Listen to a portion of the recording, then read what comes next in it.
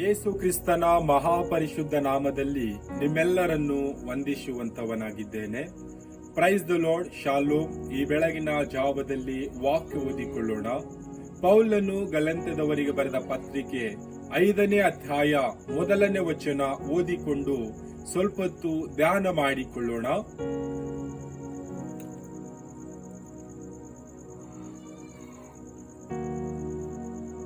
ಕ್ರಿಸ್ತನು ನಮ್ಮನ್ನು ಸ್ವತಂತ್ರದಲ್ಲಿರಬೇಕೆಂದು ನಮಗೆ ಬಿಡುಗಡೆ ಮಾಡಿದನು. ಅದರಲ್ಲಿ ಸ್ಥಿರವಾಗಿ ನಿಲ್ಲಿರಿ, ದಾಸತ್ವದ ನೊಗದಲ್ಲಿ ತಿರುಗಿ ಸಿಕ್ಕಿಕೊಳ್ಳಬೇಡಿರಿ. ಈ ವಾಕ್ಯದಲ್ಲಿ ನೋಡುವಾಗ ಕ್ರಿಸ್ತನು ನಮ್ಮನ್ನು ಸ್ವತಂತ್ರರಾಗಿ ಜೀವಿಸಬೇಕೆಂಬುದಾಗಿ ನಮ್ಮನ್ನು ಬಿಡುಗಡೆ ಮಾಡಿದನು. ನಾವು ಈ ಲೋಕದಲ್ಲಿ ಸ್ವತಂತ್ರರಾಗಿ ನಿಲ್ಲುವುದಕ್ಕಾಗಿ ಸ್ಥಿರವಾಗಿ ನಿಲ್ಲಿರಿ ಎಂಬುದಾಗಿ ವಾಕ್ಯದಲ್ಲಿ ಹೇಳುತ್ತಾ ಇದ್ದಾನೆ. ಮತ್ತು ದಾಸತ್ವದನದಲ್ಲಿ ಮತ್ತೆ ತಿರುಗಿಕೊಂಡು ಸಿಕ್ಕಿಕೊಳ್ಳಬೇಡಿರಿ ಎಂಬುದಾಗಿ ವಾಕ್ಯದಲ್ಲಿ ನೋಡುತ್ತಾ ಇದ್ದೇವೆ. ನಾವು ಈ ಒಂದು ದಿನದಲ್ಲಿ ಈ ಲೋಕದಲ್ಲಿ ಯಾವ ರೀತಿಯಾಗಿ ಜೀವಿಸ್ತಾ ಇದ್ದೇವೆ? ನಮ್ಮನ್ನು ಯೇಸು ಕ್ರಿಸ್ತನು ಪಾಪದ ಜೀವಿತದಿಂದ ನಮ್ಮನ್ನು ಬಿಡುಗಡೆ ಮಾಡಿ ನಾವು ಈ ಲೋಕದಲ್ಲಿ ಸ್ವತಂತ್ರರಾಗಿ ಜೀವಿಸಬೇಕೆಂಬುದಾಗಿ ಆತನು ಶಿಲುಬೆ ಮರಣವನ್ನು ಜಯಿಸಿ ನಮಗಾಗಿ ಆತನ ರಕ್ತವನ್ನು ಸುರಿಸಿ ನಮ್ಮ ಎಲ್ಲ ಪಾಪಗಳನ್ನು ಬಿಡುಗಡೆ ಮಾಡಿದನು. ನಾವು ಈ ಲೋಕದಲ್ಲಿ ಸ್ವತಂತ್ರರಾಗಿ ಜೀವಿಸಬೇಕೆಂಬುದಾಗಿ ಆತನು ನಮ್ಮನ್ನು ಆತನ ರಕ್ತದಿಂದ ಶುದ್ಧೀಕರಿಸಿದ್ದಾನೆ. ನಾವು ಪಾಪಿಗಳಾಗಿದ್ದಾಗಲೂ ನಮಗಾಗಿ ಆತನು ರಕ್ತ ಸುರಿಸಿ ನಮ್ಮನ್ನು ಕೊಂಡುಕೊಂಡಿದ್ದಾನೆ.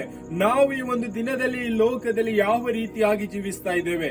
ನಾವು ಅದೇ ಹಳೆ ಜೀವಿತ, ಪಾಪದ ಜೀವಿತ, ನಾಶನದ ಮಾರ್ಗ, ಈ ಲೋಕದ ಎಲ್ಲ ಒಂದು ಕೆಟ್ಟತನದಲ್ಲಿ ಜೀವಿಸುತ್ತಾ ನಾವು ನಾಶವಾಗಿ ಹೋಗುತ್ತಾ ಇದ್ದೇವಾ? ಯೇಸು ಕ್ರಿಸ್ತನು ಈ ವಾಕ್ಯದಲ್ಲಿ ನೋಡುವಾಗ, ನಾನು ನಿಮ್ಮನ್ನು ಸ್ವತಂತ್ರರಾಗಿ ಮಾಡಿದ್ದೇನೆ, ನೀವು ಮತ್ತೆ ತಿರುಗಿಕೊಂಡು ದಾಸತ್ವದನದಲ್ಲಿ ಅದೇ ನೊಗದಲ್ಲಿ ನೀವು ಸಿಕ್ಕಾಕಿಕೊಳ್ಳಬೇಡ್ರಿ ಎಂಬುದಾಗಿ ವಾಕ್ಯದಲ್ಲಿ ನೋಡುತ್ತಾ ಇದ್ದೇವೆ. ನಾವು ಯಾವ ರೀತಿಯಾಗಿ ಜೀವಿಸ್ತಾ ಇದ್ದೇವೆ ಈ ಒಂದು ದಿನದಲ್ಲಿ ಈ ಲೋಕದಲ್ಲಿ? ಯೇಸು ಕ್ರಿಸ್ತನು ನಮ್ಮನ್ನು ಈ ಲೋಕದಲ್ಲಿ ನಾವು ಜೀವಿಸುವಾಗ, ಪಾಪದ ಜೀವಿತದಲ್ಲಿ ಜೀವಿಸುವಾಗ, ನಾಶನ ಮಾರ್ಗದಲ್ಲಿ ನಾವು ಜೀವಿಸುವಾಗ ನಮ್ಮನ್ನು ಯೇಸು ಕ್ರಿಸ್ತನು ತನ್ನ ರಕ್ತವನ್ನು ಸುರಿಸಿ ನಮ್ಮ ಪಾಪಗಳನ್ನು ಆತನು ಕ್ಷಮಿಸಿ ನಮ್ಮನ್ನು ಪರಿಶುದ್ಧರನ್ನಾಗಿ ಮಾಡಿ ನಮ್ಮನ್ನು ಈ ಲೋಕದಲ್ಲಿ ಜೀವಿಸುವುದಕ್ಕೆ ಸ್ವತಂತ್ರರನ್ನಾಗಿ ಮಾಡಿದ್ದಾನೆ. ನಮ್ಮನ್ನು ದಾಸತ್ವದನದಲ್ಲಿ ಮತ್ತೆ ನೀವು ಆ ನೊಗದಲ್ಲಿ ನೀವು ಮತ್ತೆ ಸಿಕ್ಕಾಕಿಕೊಳ್ಳಬೇಡ್ರಿ. ಆ ಒಂದು ದಾಸತ್ವದ ನೊಗದಲ್ಲಿ ನೀವು ಸಿಕ್ಕಾಕಿಕೊಳ್ಳದ ಹಾಗೆ ಸ್ಥಿರವಾಗಿ ಇದ್ದುಕೊಂಡು ಸ್ವತಂತ್ರರಾಗಿ ಜೀವಿಸಿರಿ ಎಂಬುದಾಗಿ ವಾಕ್ಯದಲ್ಲಿ ಹೇಳುತ್ತಾ ಇದ್ದಾವೆ. ನಾವು ಈ ಒಂದು ದಿನದಲ್ಲಿ ಈ ಲೋಕದಲ್ಲಿ ಸ್ವತಂತ್ರರಾಗಿ ಜೀವಿಸ್ತಾ ಇದ್ದೇವಾ? ನಮ್ಮನ್ನೇ ನಾವು ಪರೀಕ್ಷೆ ಮಾಡಿ ನೋಡಿಕೊಳ್ಳೋಣ. ಈ ಲೋಕದಲ್ಲಿ ಕುಡಿಯುವುದಾಗಲಿ, ತಿನ್ನುವುದಾಗಲಿ, ಬೇರೆ ಮತ್ತೊಂದು ಈ ಲೋಕದ ಜೀವಿತದಲ್ಲಿ ನಾವು ಜೀವಿಸುತ್ತಾ ಇರುವುದಾದರೆ ನಾವು ಸ್ವತಂತ್ರರಲ್ಲ. ನಮ್ಮ ದೇಹದ ಬಯಕೆ, ಕಣ್ಣಿನ ಆಸೆ, ಬದುಕು ಬಾಳಿನ ಡಂಬ ಇವೆಲ್ಲವೂ ಕೂಡ ದಾಸತ್ವದನದಲ್ಲಿ ನಾವು ಜೀವಿಸುವ ರೀತಿಯಾಗಿದೆ. ಈ ಒಂದು ದಿನದಲ್ಲಿ ಈ ಲೋಕದಲ್ಲಿ ನಾವು ಜೀವಿಸುವಾಗ ಸ್ವತಂತ್ರರಾಗಿ ಎಂಬುದಾಗಿ ನೋಡುವಾಗ ಯಾವಾಗಲೂ ಸಂತೋಷದಿಂದ ಜೀವಿಸುವಂಥದ್ದು, ಯಾವಾಗಲೂ ಪ್ರೀತಿಯಲ್ಲಿ, ಅನ್ಯೋನ್ಯತೆಯಲ್ಲಿ, ಕರುಣೆ, ದಯೆ, ಉಪಕಾರ, ಸಮಾಧಾನ ಹೇಳುವುದು, ಈ ರೀತಿಯಾಗಿ ನಾವು ಈ ಲೋಕದಲ್ಲಿ ಜೀವಿಸುವಾಗ ಸ್ವತಂತ್ರರಾಗಿ ಜೀವಿಸುವಂತದಾಗಿದೆ.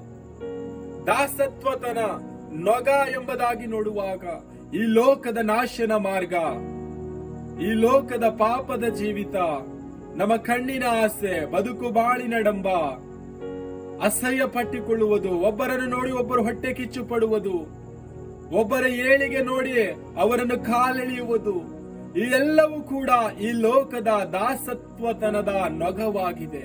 ನಾವು ಯಾವುದರಲ್ಲಿ ಜೀವಿಸ್ತಾ ಇದ್ದೇವೆ?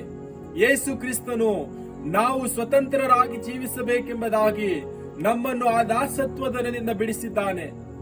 ನಾವು ಆ ದಾಸತ್ವದನದಿಂದ ಬಿಟ್ಟವರಾಗಿ ಸ್ವತಂತ್ರದಲ್ಲಿ ನಾವು ಸ್ಥಿರಚಿತ್ತರಾಗಿ ನಿಂತುಕೊಳ್ಳಬೇಕೆಂಬುದಾಗಿ ಯೇಸು ಕ್ರಿಸ್ತನು ಬಯಸುವಂತವನಾಗಿದ್ದಾನೆ. ನಾವು ಈ ಒಂದು ದಿನದಲ್ಲಿ ಈ ಲೋಕದಲ್ಲಿ ಯಾವ ರೀತಿಯಾಗಿ ಜೀವಿಸ್ತಾ ಇದ್ದೇವೆ?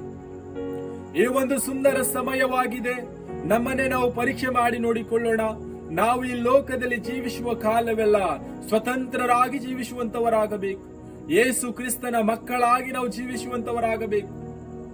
ನಾವು ಯಾಕೆ ಯೇಸು ಕ್ರಿಸ್ತನ ಮಕ್ಕಳಾಗಿ ಜೀವಿಸಬೇಕೆಂಬುದಾಗಿ ನೋಡುವಾಗ, ನಮ್ಮನ್ನು ಈ ಲೋಕದಲ್ಲಿ ನಾವು ಪಾಪದ ಜೀವಿತವನ್ನು ಜೀವಿಸುವಾಗ, ಈ ಲೋಕದ ನಾಶನ ಮಾರ್ಗದಲ್ಲಿ ನಾವು ಜೀವಿಸುವಾಗ, ನಮ್ಮನ್ನು ಕರುಣಿಸಿ, ನಮ್ಮನ್ನು ಪ್ರೀತಿಸಿ, ನಮ್ಮ ಮೇಲೆ ದಯೆ ತೋರಿ ಯೇಸು ಕ್ರಿಸ್ತನು ನಮ್ಮ ಪಾಪಗಳನ್ನು ಬಿಡುಗಡೆ ಮಾಡಿ ಸ್ವತಂತ್ರರಾಗಿ ಜೀವಿಸಿರಿ ಎಂಬುದಾಗಿ ಹೇಳಿದ್ದಾನೆ.